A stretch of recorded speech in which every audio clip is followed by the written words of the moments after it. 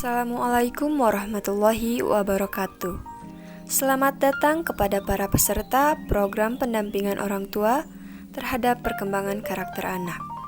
Pada kesempatan kali ini, saya, Adila Yuliandawati, selaku mahasiswi Pendidikan Masyarakat UPI Angkatan tahun 2019, akan membersamai para peserta dan audiens lainnya dalam menjalankan program ini.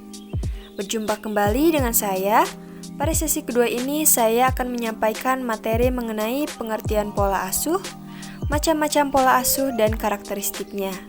Untuk memanfaatkan waktu, mari kita mulai pada materi pertama.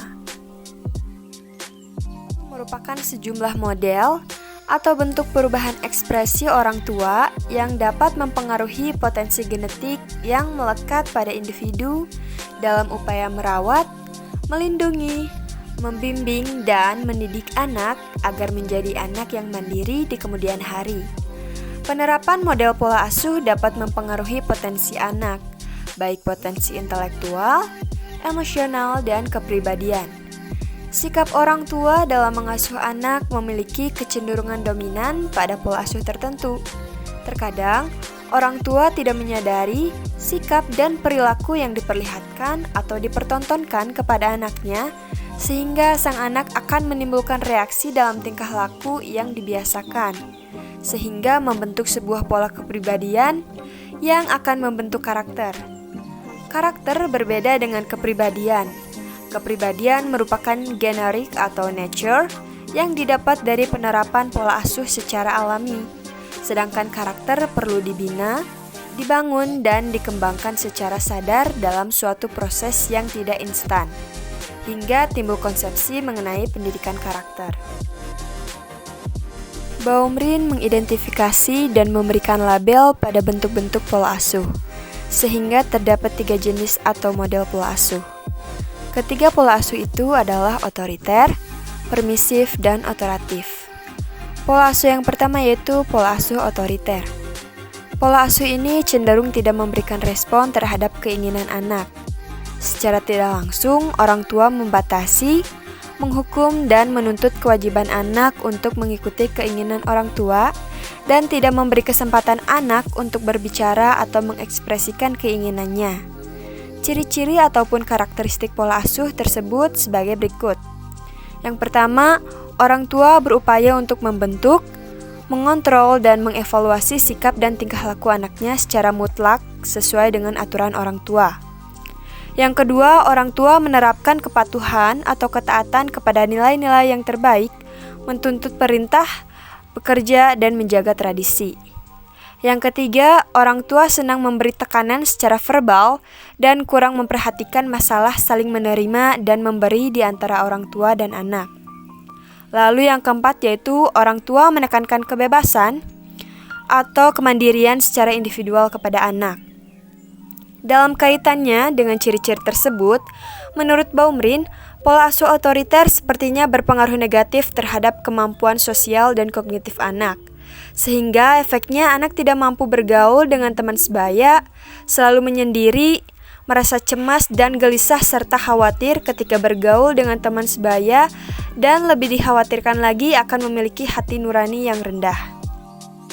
Pola asuh yang kedua yaitu pola asuh permisif. Menurut Santrok, pola asuh permisif yaitu suatu gaya di mana orang tua sangat tidak terlibat dalam kehidupan anak. Adapun ciri-ciri atau karakteristiknya adalah orang tua membolehkan atau mengizinkan anaknya untuk mengatur tingkah laku yang mereka kehendaki dan membuat keputusan sendiri kapan saja. Orang tua memiliki sedikit peraturan di rumah. Lalu orang tua sedikit menuntut kematangan tingkah laku seperti menunjukkan kelakuan atau tata krama yang baik atau untuk menyelesaikan tugas-tugas. Lalu orang tua menghindar dari suatu kontrol atau pembatasan kapan saja dan sedikit menerapkan hukuman. Lalu orang tua toleran, sikapnya menerima terhadap keinginan dan dorongan yang dikehendaki anak. Dalam perkembangannya, pola asuh permisif berkembang menjadi 2 pola. Menurut Sears, McCoby, dan Levin dalam Mayon, Pola asuh permisif yang pertama adalah orang tua menganggap dan merasa yakin bahwa anak mereka memiliki hak untuk tidak diintervensi oleh orang tua. Apabila orang tua tidak terlalu banyak menuntut dari anak, orang tua memelihara kehangatan dan mau menanggapi anak atau responsif. Pola asuh permisif yang kedua yaitu orang tua tidak memiliki pendirian atau keyakinan tentang hak anak, tetapi lebih didasarkan karena mereka tidak dapat menguasai secara efektif tingkah laku anak, sehingga orang tua acuh atau tidak tertarik dan kurang memperhatikan terhadap tingkah laku anak-anaknya sehingga bersikap permisif. Lalu yang ketiga yaitu pola asuh otoratif. Pola asuh model ini merupakan pola asuh yang terbaik, di mana pola asuh ini merupakan hasil kombinasi atau gabungan dari tuntutan dan mengizinkan atau responsif dan memiliki pengaruh yang baik bagi anak. Adapun ciri-ciri atau karakteristik dari pola asuh otoratif yaitu yang pertama, orang tua menerapkan standar aturan dengan jelas dan mengharapkan tingkah laku yang matang dari anak. Yang kedua, orang tua menekankan peraturan dengan menggunakan sanksi apabila diperlukan. Yang ketiga, orang tua mendorong anak untuk bebas dan mendorong secara individual. Yang keempat, orang tua mendengarkan pendapat anak, meninjau pendapatnya, kemudian memberikan pandangan atau saran. Adanya saling memberi dan menerima dalam pembicaraan di antara keduanya dan berkomunikasi secara terbuka. Dan yang terakhir yaitu hak kedua belah pihak baik orang tua maupun anak diakui. Dengan demikian, pola asuh otoratif ini mengandung atau mendorong anak untuk memiliki kemampuan yang lebih baik daripada pola asuh otoriter ataupun permisif. Anak-anak dari orang tua yang memiliki pola asuh otoratif sangat memelihara tanggung jawab sosial dan kebebasan ketika masih kanak-kanak dan sesudah menginjak usia 8 hingga 9 tahun, baik anak laki-laki maupun anak perempuan sudah memiliki kecakapan emosional, artinya kognitif sosialnya sudah dimiliki atau berkembang ke arah yang positif. Untuk itu dapat kita simpulkan bahwasanya pola asuh merupakan suatu model yang diterapkan oleh orang tua dengan tujuan untuk mendidik, membimbing, dan membina anak sesuai keinginan orang tua. Orang tua terkadang masih belum menyadari bahwa penerapan pola asuh dapat mempengaruhi karakter anak.